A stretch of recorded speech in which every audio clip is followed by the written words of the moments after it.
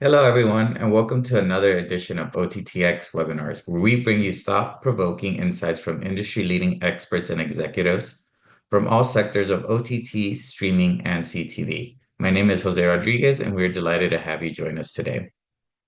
In an increasingly competitive market, streaming apps and channels need to find ways to make their inventory more valuable to programmatic teams and agency buyers. Today we are joined by Fred Godfrey, co-founder and CEO of Origin, for a very interactive discussion on the latest techniques and strategies to stand out in the saturated streaming market and gain favorability and popularity with media buyers. Fred will provide us with an overview and more insights into new measurement solutions making the most noise, exploring the definition of premium inventory so owners know what to focus on and highlight, adopting and offering new ad formats, and a few ways to look at pricing. We encourage you to drop your questions to Fred in the Q&A bin throughout the presentation, and time permitting, we will get to them. Fred, thank you so much for joining us today. The floor is all yours. Hello. Hi, Jose, and thank you. And hi, Eric in the distance, and Steve, and all the fellows of OTT.X.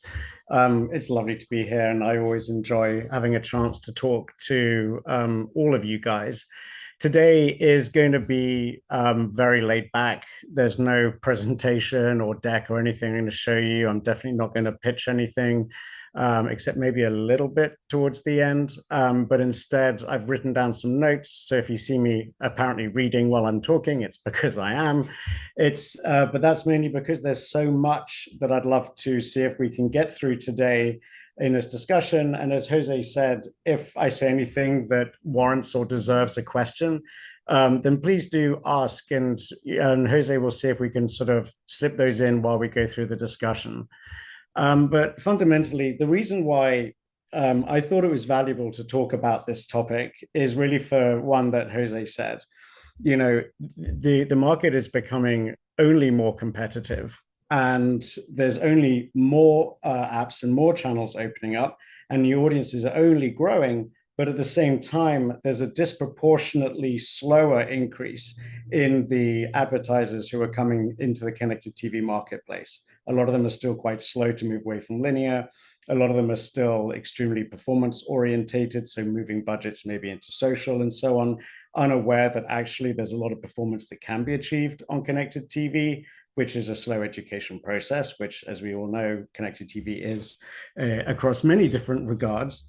But as a result of that, though, you know, the cost of you guys to support a channel or an app isn't decreasing, it's actually probably increasing. And yet it's harder to differentiate yourselves and prove to yourselves why your inventory, why your spots should be the ones that people like us are buying. And that's the perspective that I'm going to frame today's chat around. I'm not a programmatic buyer. We buy as an agency representing our clients who we work with, who are either media buying agencies, who we layer our creative solutions on top of, or brands direct. So the kinds of folks that we look to be responsible partners for in a fully managed capacity really stretches the board from travel clients like Visit Florida, all the way to retail clients such as Macy's, and pretty much everything in between. And the reason why that's so relevant is because there isn't really a vertical that we haven't touched, where we're not expected to make gains. And as a result, we're always, needing to keep our scope very broad in terms of the inventory we're looking for, the partners that we put into Origin's portfolio, and what it means and how we're able to work with them to best deliver on our clients' needs.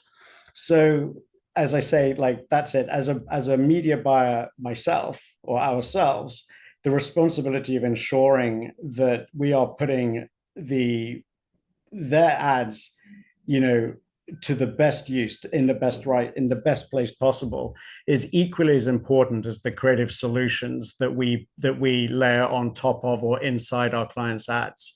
It really makes all the difference between a campaign report at the end being a roaring success and for that client to return to us, or for them to go, well, that was nice, but we don't really need to use you again.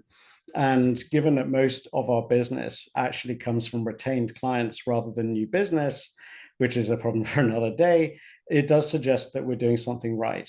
So to that end, in this short chat, I'm going to talk about some of the latest techniques and strategies that we use to buy the right inventory, which in turn will help you understand how to stand out in the saturated streaming market, and ideally how to gain favorability and popularity with media buyers such as us.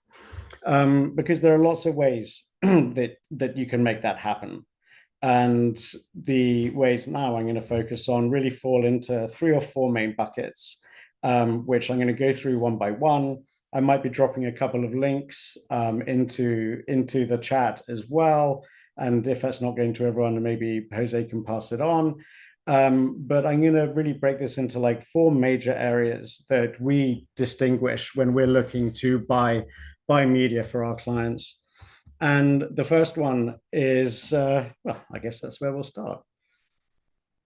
And as I say, if anyone does want to jump in with questions, raise the hand or whatever, I'd love to make this interactive as we go along. But the first one is probably the broadest, not necessarily the most important, but it's also one of the oldest problems that exists.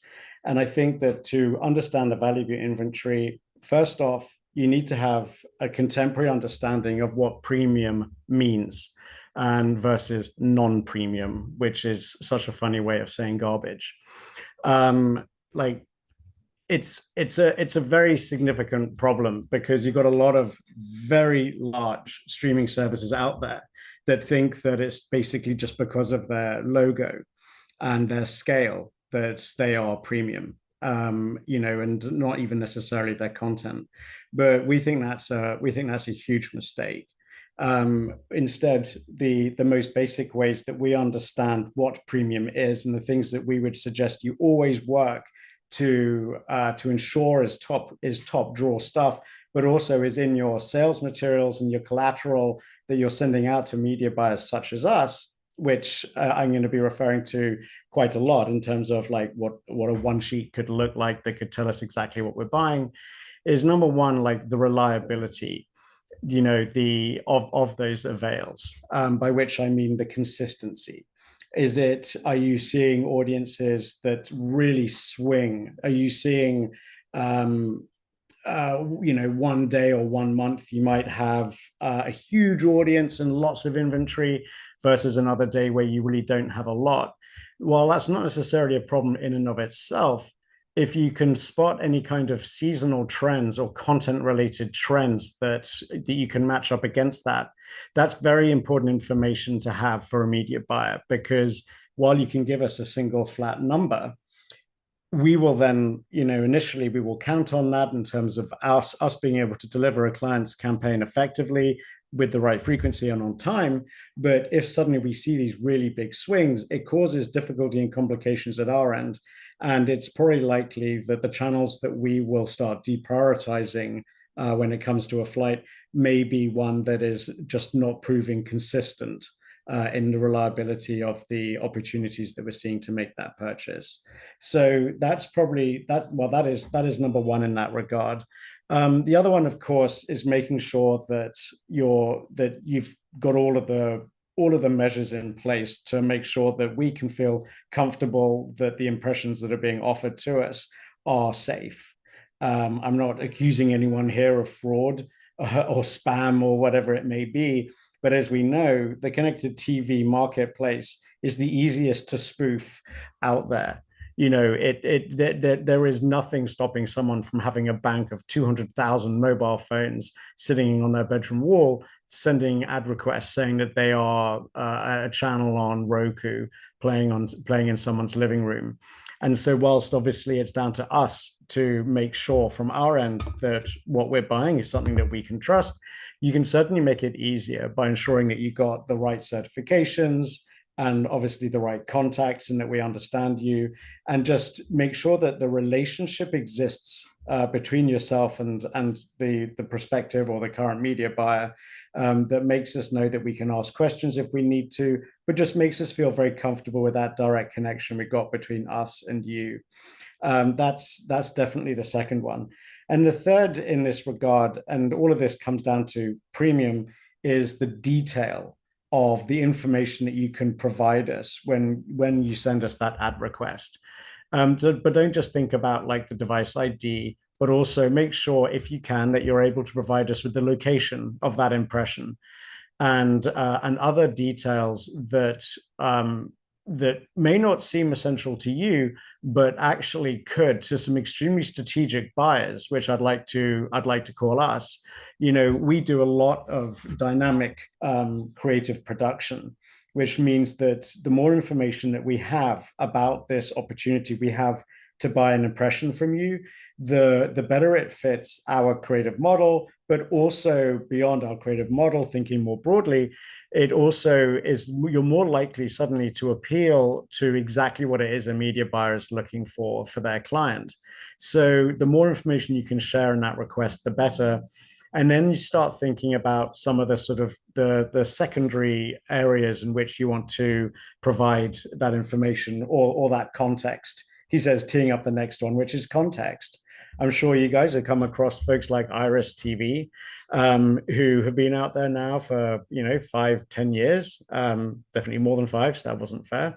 But who are there to make sure that media buyers who understand that it's helpful or it's good for a campaign or brand's image to run against a particular type of content. Maybe it's sports or maybe it's, I don't know, action or Western. I don't know what you'd sell against Western necessarily, but you never know.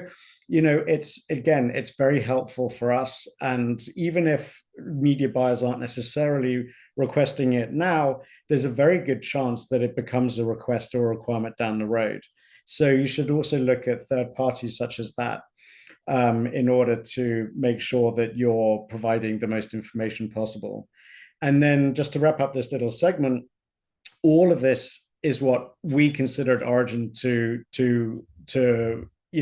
as to what should be premium inventory or not. Because at the end of the day, we believe in the who and the when, which I'll come to in a minute, more than the where that impression is being placed. And I'll come down to more, like, this will very much dovetail into the second section about things like measurement. But, at the end of the day, right, it's asking yourself, what should you care more about? Serving an ad to someone because they're watching a specific channel, or serving an ad to someone who might actually want to buy what it is that you're selling as a brand. A good, helpful link here. I'm going to send it, put it in this chat I have. Maybe Jose, you could pass it on to the folks later. There is an article that we wrote about this a couple of years back about premium versus non-premium inventory, which really covers a lot of these particular bases. And I think you'll find really, really helpful as you go on your journey of sort of assessing, reviewing, and understanding, both from your perspective and the platforms that you have representing your inventory, which I'll also dive into exactly what's being said. But fundamentally, the bit that matters the most to us as a media buyer, and I think matters to most people, is that last bit that I said. We care that we're targeting the right person, and that at the right time of day for them, which may be different based on different products or different seasons or different types of content that are being watched, which is all stuff I'll come to in a moment. But to that end, I'm just going to offer to pause for a minute, see if anybody has any questions. Or Jose, if you do, I know, Eric, you're sitting around in the background, but I'd love to make this as a point to pause, draw breath, and see if anyone has any questions.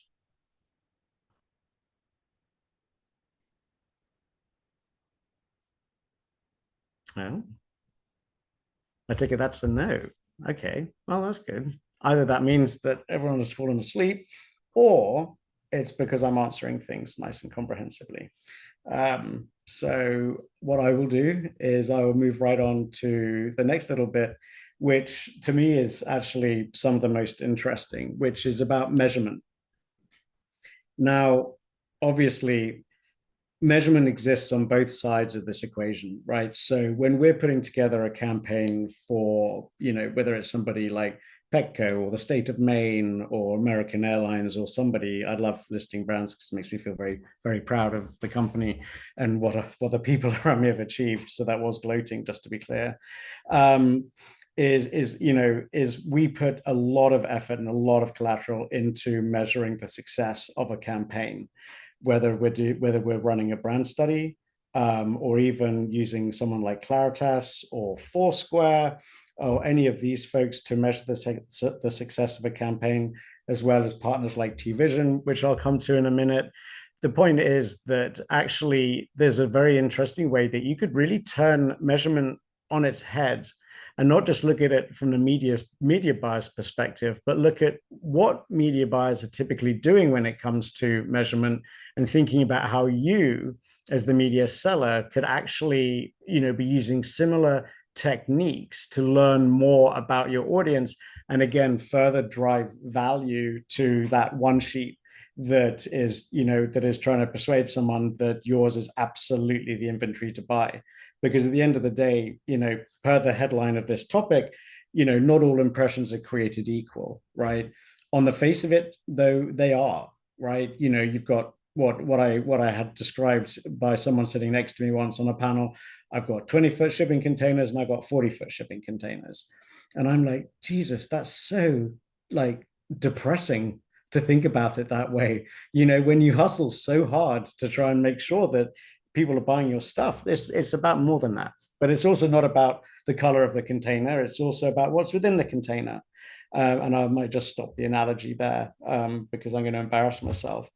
But when it comes to the sales materials that you produce for your channels and apps, just think about what everyone else is already able to say, and think about what, like, all of your competitive set, and think about what just you can tell a potential buyer, and through the eyes of measurement. So, for example, I mentioned TVision, who has been a strategic partner of Origins now almost since Origins inception, like five and a bit years ago, right? They are the industry leaders in measuring how attentive, how physically engaging an audience is on connected TV. And if you're wondering who they are or how they do that, in a couple of sentences, it's very straightforward. They have a panel of about 5,000 or 6,000 homes across almost every DMA in the States, who they pay to put a little set-top box in their living room, and it casts out laser beams, and it looks at who's in the room, or at least it looks at the number of warm bodies in the room, and it tracks their eye movement. And so through that, we as buyers, and we do this in order to measure the effectiveness of our creative solutions, we use that to understand, are the solutions that we've deployed for a client working or not, right? So, and that way we are able to say, well, at least we know we've got attention solved. Because what the other thing that we say is, you can have the best ad in the world offering to give everyone who watches it a free Ford F-150, which is, I think a few people on this call who know me know is always the example I give. Thinking of you, Chloe and Kate. But it doesn't matter if they're not watching this stupid thing, right? So, attention really matters. But, flipping it in reverse, right? I know that there are a lot of publishers out there, and I'm going to say premium because they're the people who care, who will actually work with TVision to build their own graph, to be able to put into their one sheet, hey, media buyer, guess what? This is how attentive our audience is. This is the times of day that our audience is the most attentive. This is the type of content that we find are the most attentive. We also have this type of content, etc. And you're able to show the media buyer something fundamentally that they actually really should care about, and are starting to care about a lot more, which is, when a viewer goes into an ad break, are they going to walk out the room? Are they going to fall asleep like the dogs are here? Are they just going to pick up their phone? Or is it even possibly the questions that we ask ourselves, that we work very hard to avoid? Is somebody just watching the channel passively? Like not just in the back of a tire shop kind of passively, but is it just something that's on in the TV next door? Again, for the dogs, they love Paw Patrol, by the way. and actually no one's watching the ads, right? Like there's nothing sinister about the person doing that. I do it to keep these two quiet. But nevertheless, is that an impression that Origin would like to buy? No. So the more you can comfort the media buyer by exposing, the good, the bad, and the ugly, honestly, quite frankly, and then maybe pricing your inventory accordingly and all this kind of fun stuff, the more comfort you're going to provide them with knowing that you are a partner that takes that kind of thing incredibly, incredibly seriously. And so I would definitely look towards third-party solutions like that, hoping they're not too expensive. And, if you think that they're affordable, then I would definitely recommend it. I've just spotted a question that's just come up. So I thought, Jose, if it's okay, I thought I might just quickly address that. So, yeah, absolutely. Anonymous attendee asks, listening to your client list, and we hear some very big brands and entities named. Thank you. Yes. What is the average budget of the campaign you manage, and what would be the minimum spend to get a measurable ROI? Wow, this is good questions. It says here, as a consultant for smaller indie labels, I can see actually you're the kind of consultant that people should hire, whoever you are, because those are good questions. I wonder about spend level effectiveness. Okay, yes. So this isn't obviously directly. Oh, I've gone all blurry. Hang on. This is not directly related to the topic itself, but I think these are really pertinent questions, which I can only answer through the Origin lens. So, just bear that in mind. For us, we recommend, and it's typically for new clients as we're getting them comfortable with us, that the absolute minimum spend level that we would recommend in terms of a budget for a client to give us would be no less than $75,000 for a single flight. And that would also, though, be depending on what the duration might be and how targeted in terms of geography they want that to be. But at $75,000, you are typically, very generally, able to have enough impressions out in the marketplace to be able to run a fairly bare bones but effective brand study. And you're just maybe around the right level to be able to measure and get a statistically viable response in terms of like T-vision attention metrics, for example, where that budget becomes a little bit like tentative, and we would probably suggest maybe people go up to 125. And you asked about the average. We don't really have an average. We're just putting together, like, for example, we've got a number of flights that are maybe $200,000-$300,000. And we're just preparing a flight now, which is $855,000. And we are very soon going to be wrapping up a 12-month flight that was $1.2 or $1.3 million. So it really does cross the board rather eerily, and doesn't make forecasting very easy. But there we go. I leave that to Stephen. But that's great. Oh, thank you, Mr. or Mrs. Anonymous attendee. I'm very happy to have been able to help you there. And by the way, if any of these questions lead to more questions, just chime in. So that's the first part of looking at measurement, right? Attention.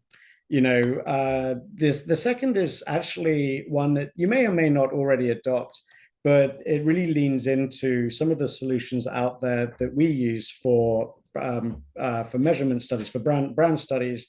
And we also use this one partner for our national surveys. So we actually conduct 1 or 2 nationwide surveys a year to ask households questions in order to understand more about the market, right? So in 2023, we asked them all about QR codes. Do you love them? Do you hate them? Do you want to burn down your house when you see them? Or would you scan one? And if so, what would make you more likely to scan a QR code than something else, etc. Right? So we asked 7,000 households across the country, and we got some very good intelligence.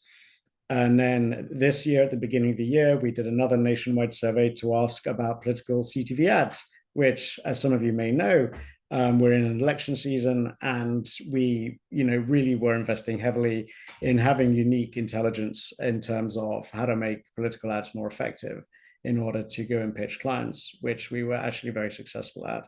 But again, so, the partner that we use is LoopMe, for example, who I really do recommend. I like them. I trust them. I'm not a shareholder. So there's nothing quirky going on here, but I love the way that they enable us to survey households where we run a campaign, but also do other things like nationwide surveys. And I bring in the nationwide surveys because what I would really recommend, and I think could be very entertaining and you could learn a lot, is survey your audiences and find out what you can about them, right? Like not only about their age and their marital status, do they have a family and how many cars do they have, but also like what are they in the market for right now? Like are they an auto intended? Do they go on holiday? Like find out, information that could really cut quite deep into what it is that a particular media buyer might be looking for, that you've heard. So like I'll tell you that the largest single vertical that we cross is travel, right? Which is awesome because I love travel. And anyone who's seen my pictures will know that I love travel. That's fredspictures.com. That's the plug. Definitely please visit, but don't tell me if you hate my pictures. But for you then to be able to say to us, well, actually, we know that so much of our audience is into travel. They travel domestically or whatever it may be. Tell us something unique about your audience that will make us happy giving you the budget versus us having to find out for ourselves.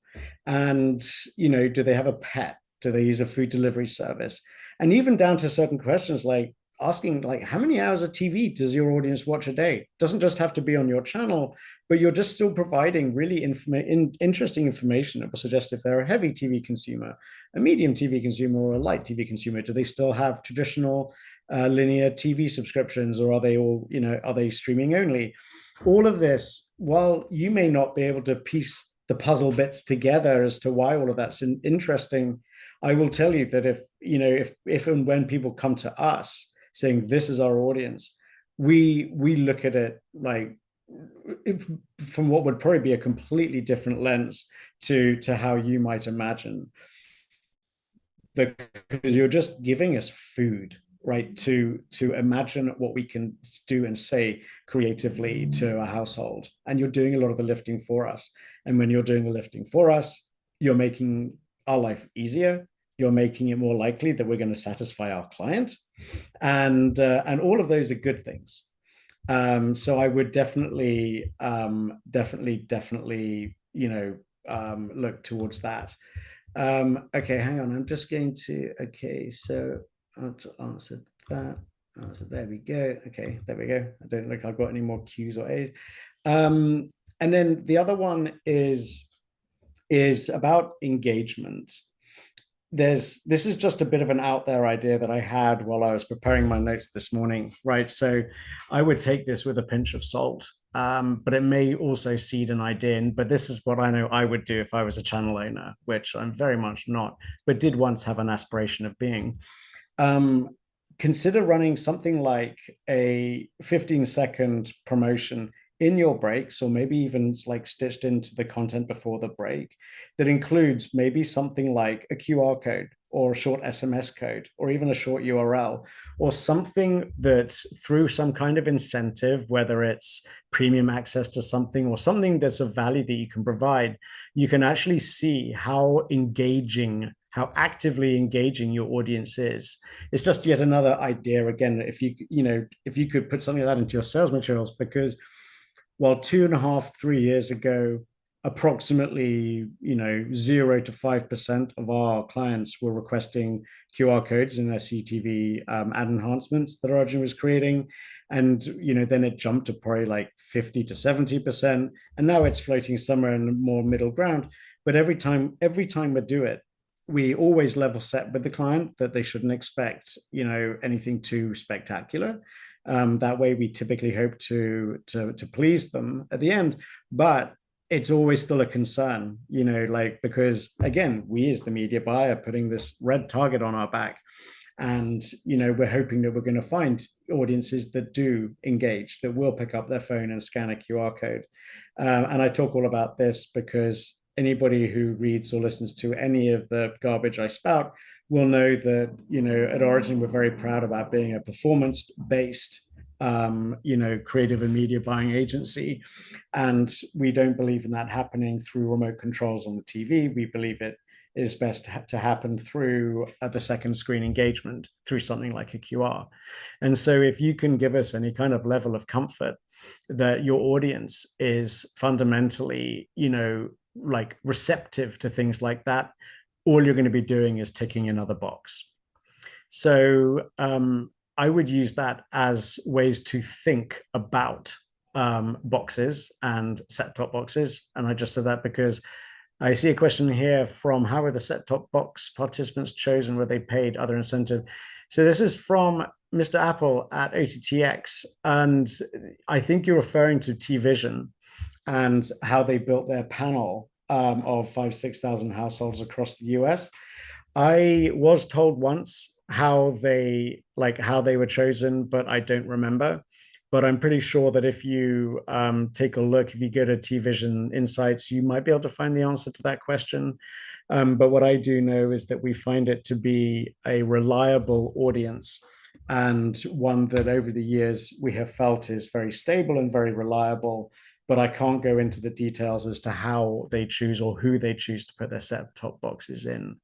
Apologies for that, Steve. I'll try and do better next time. So before we move on to the next topic, which is about ad formats, which is kind of more my wheelhouse, again, I'd love to just open up the floor if anyone has any questions. You, Jose, or Steve, Eric, or anyone who's joining us from outside. Anything? Anyone? I have a quick question, Fred, with regards to measurement. The world of Yes. CTV has a lot of questions when it comes to measurement. A lot of Doesn't people it? still find it Yes. a little bit confusing. One of the things that we've been hearing lately, though, is that sometimes an issue you get with CTV advertising is that it's become too targeted. So what if you want to do like a mass appeal campaign? Is there a way to measure that on CTV currently? And do you think that's a viable option? Yes, so Simon, your question was if we wanted to do a massive what campaign? QR. Mm-hmm.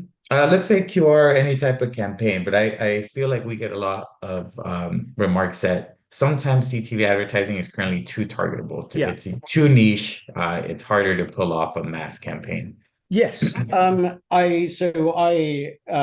Absolutely. I think that one of the biggest mistakes you can make is over targeting a campaign as a media buyer. I think that it's often a bit of the general to and fro that we will have with the agency or the brand who has engaged us, and they will provide a huge laundry list of requests, requirements, and wishes. And we'll take a look at our audience that's combined across our portfolio, and the first thing we'll do is we'll be like, well, number one, like could we deliver in full, on time, on budget, with the right frequency, which is the biggest bugbear in my absolute life, when other people get that wrong.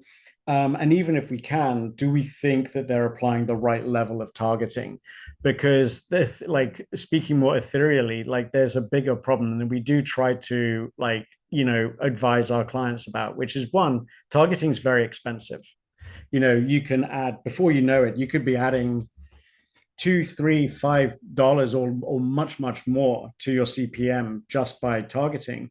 But you're not always doing yourself a favor, right? Especially if it's a nationwide campaign for a fairly generic nationwide thing. All right. So the best example I have from chatting to a friend at is baby strollers, right? Like if you pretend that you're a baby stroller brand, to which I know nothing, and you got your $1,000 baby stroller or whatever they cost. I think some of them basically do cost as much as a car, right? Like you couldn't be blamed for thinking I need to go after people of this exact wealth demographic, of this age, families who are clearly into planning a family and whatever other data sets you can get, and therefore I'm going to push them my buggies. But there's a real problem with that, right? Which is, how does granny know what to buy them for their baby shower?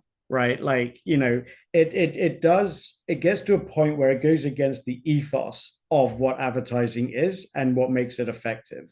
Is that sometimes what you think is your obvious core audience isn't, because if it's also a good ad, then people talk. That's the point in advertising, right? Like, you go to the pub and you talk about that thing you saw, and that's how the word spreads, not just because you were on someone's TV. So it is a very challenging, environment.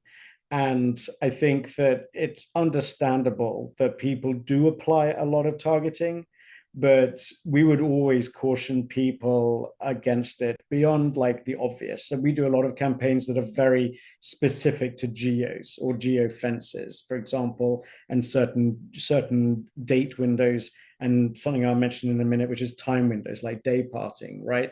All of that is already a form of targeting. We just then want to be careful, like age is a fairly good one, but again, as I've just proven, can also be misleading.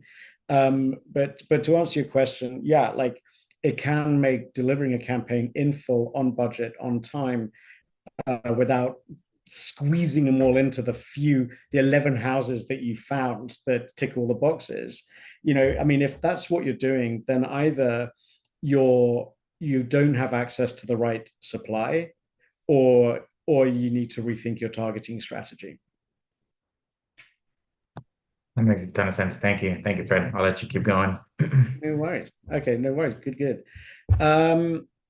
So on to the next one, which is sort of really the passion point for for me, and I'm just going to be very, very careful, like not to go pitching, is adopting and offering like more than just a 20-foot or a 40-foot container, right? And just to be candid, like, so at Origin, this is what we do. We help brands turn 20 or 40-foot containers into flying machines, right? We have a number of different creative formats that allow a brand not just to buy a spot, but to buy a spot plus, right? And we've got a number of different products in market. I'm going to drop again a link here, just not for you to be poking around too much at now, but just so you can sort of see what those solutions are. We have one called Slingshot that builds native content that runs either before an ad, after the ad, or at each end of an ad. So when a viewer goes into the ad break, they're not just going from one ad into the next being, let's say, our client. They're maybe getting served an ad, and then they're suddenly going into this really compelling content experience that's designed to get them thinking and engaged and looking up from their phone, to then into an ad, but thinking and feeling a certain way. We also have a product we launched this year called Aperture, which is a creative overlay product that obviously competes with the 19 other creative overlay solutions in market, but also doesn't, because its purpose is to achieve something very different for a brand. It's very white glove. We don't like some of the other formats of overlays or squeeze backs that exist out there. So we try to achieve similar ends, but by very different means. And we also have the Origin Ad Studio, which just makes ads for people, which is definitely the least difficult to understand, but is very helpful because of the way that the cost structure works. It means that people who are very local or people with low budgets don't suddenly need to blow all their money on a beautiful big live action ad. We will build the creative for them, or limitless versions of creatives for them, and it just is all part of the media buy. And then we also have another product called Origin Slate, which is the channel's alternative to We'll Be Right Back. Something which is now obviously beginning to become less of a problem as people look at squeezing their ad breaks if they don't fill it, and all sorts of other bits and pieces. But here's the point that I'm making now that I've really done a terrible job of explaining what we do and why. One of the things that we're always trying to do, albeit unsuccessfully, so maybe this would be a good reason for me to almost ask why, is we like going to media owners, such as most of you are here, and saying, hey, look, why don't we partner with you And, in the instances of those of you who have a sales team, instead of your sales team just going to market saying, here's our wonderful channel and our inventory one sheet, it's here's our wonderful channel and inventory one sheet, and here are some additional creative offerings that we can use to sort of turbocharge or to boost your media buy if you choose to buy through us. So obviously, Origin is just one of a gazillion partners that you could look to work with. But what I would advise is look to find those sorts of third parties that can really effectively be bolt-ons, offerings that your sales team or the programmatic team or the third party that's handling your media buying might be able to offer. In order to make sure that they're not now just worrying about the impression itself and all of the things that we've talked about until now, where you're also able to offer so much more. I think that this is a really key missing piece of the entire equation that I think is an untapped territory. I mean, I really do think this is not just because I'm hoping that some of you might come and talk to us about it. I really do mean it, but I think it's a massively untapped area. And I'm now just going to close this blind. Hold on. Because I'm a vampire. Okay. So this is, I think, a really important piece, right? Who could you partner with so that you can either sell these creative bolt-ons, either at a margin or at cost, if you just want the sexiness of it, or even as added value, that where you can build the cost into the CPM that you're charging. And, and I think you will find that if you at least go to the table with a lot of media buyers saying that you have these partnerships in place, you might find them, again, that you are now doing a bunch of work for them that they now don't need to do. You're doing that heavy lifting. And I think that, I mean, like, let's be honest, right? The media industry is probably one of the laziest industries in the world. We love it when people do something for us and make us look like heroes. And I think this is a massively compelling piece of that equation and a very important sort of piece of what that one sheet can contain.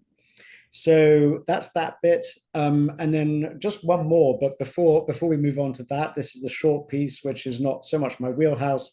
But I had my co-conspirator, Stephen, help put some notes together for me. Does anyone have any questions about that, about creative ad formats and how you could be leveraging them to increase the value of your inventory, but also how to make your inventory stand out? Any thoughts, questions, concerns? No? Yes? No? All right, cool. So on to the final piece, which, as I say, is not my speciality, is ways of looking at pricing. This is, I saved this till last, even though it's probably the first and then the last thing that a media buyer is going to think about, with everything else kind of sitting in the middle, right?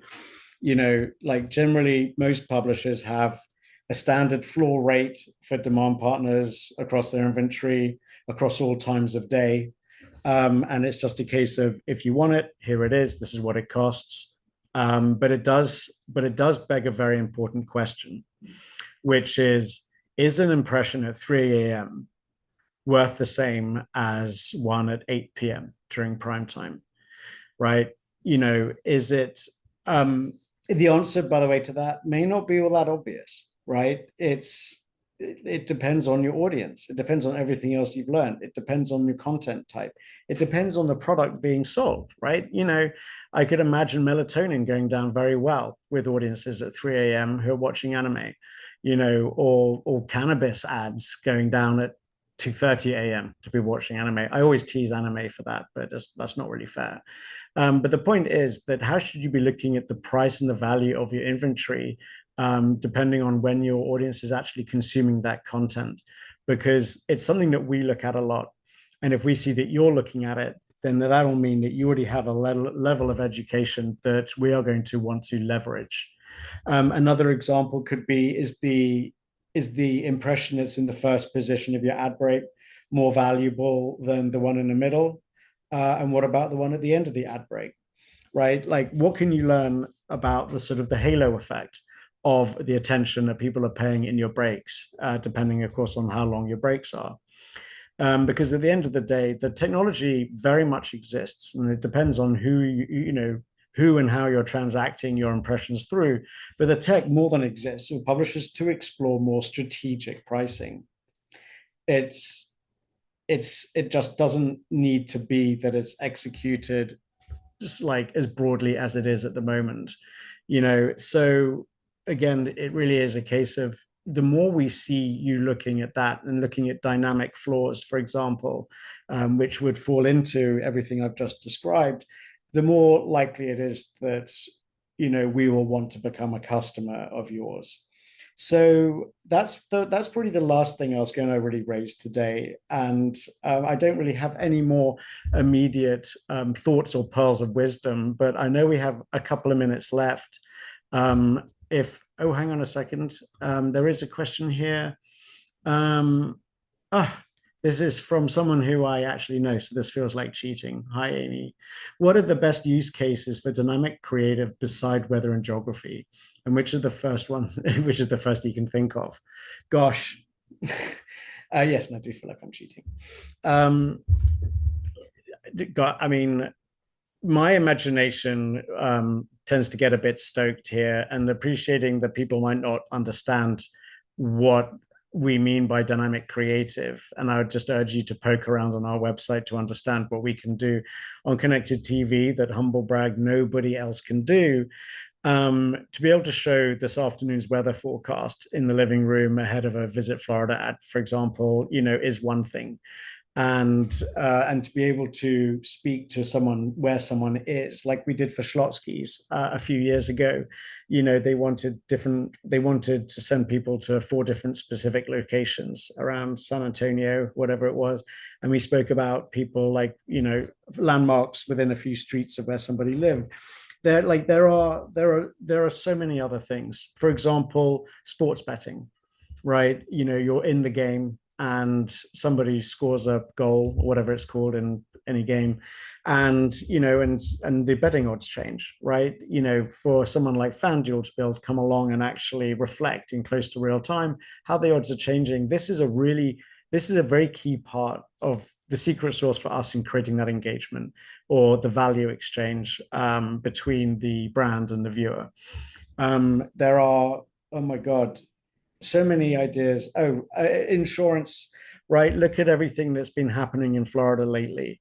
To be able to be, for an insurance provider to be able to be reactive to that and even proactive ahead of, during, and after, maybe not during, but long after, when they're not looking too grabby, to talk to people about how their area has been impacted and how the repairs are coming along and what they might need to think about that they haven't thought about yet. This is, again, all dynamic. The more obvious ones might be retail. For example, let's say you're a large retailer and you're going to be doing daily flash deals, and you really want to sell because your factory in Guangzhou has sent you 800 million bright yellow skirts. You're going to have to shift that inventory. So you're going to push those bright yellow skirts one day, and then tomorrow you're going to discover they've sent you something else. So, again, like daily flash deals that expire at midnight, and then think down to local levels, like local auto, and tier 2 and tier 3 auto dealerships, all of whom may have different inventory that they need to push separately. And maybe they want to promote cars with a sunroof or a convertible on the nice sunny days. So definitely not in London, but then cars with all-wheel drive the first day it starts to snow. I could go on giving examples like that forever. So I hope that was helpful. But beyond that, do we have any other questions from anybody? Or Jose, are we there? What do you think? I think we are just about there. I like picking your brain earlier about a couple other things, but they're a little separate to this chat, so I think we'll keep that offline. Thank you, Fred. That was amazing, and I think your presentation was so rightfully titled "Not All Impressions Are Created Equal." And you gave us a vast amount of reasons as to why. Um, I think one very valuable piece that anyone could really adapt and use ASAP is kind of creating a profile on your viewers and having that information available for media buyers. That seems like a very helpful asset. Overall, it was a great overview of new measurement solutions, of clear definition of what premium inventory is, adopting new ad formats, and a couple ways to look at pricing. So thank you so much for that. We really do appreciate it. And thank you to all of you for viewing today. If you'd like to connect with Fred, please reach out to the OTT.X team and we'd be happy to connect. He'd be happy to discuss this, I'm sure, with you. Always So I happy think to. that's going to conclude it for today, Fred. Thank you so much for joining. As always, this session was recorded and it will be made available for viewing on demand at OTTX.org. And we look forward to seeing you again in the near future. Fantastic. Thank you so much for having me. Thank you, everyone, for listening. I hope some of it was helpful. A lot of it was more out there in order to seed more ideas. But if, as Jose said, if anyone does want to learn or just ask more, we really do love our membership. We really do want to promote what OTT.X is for. So if you want time and ever have any questions, please do reach out. Thanks so much. All right. Have a good one. Thank you.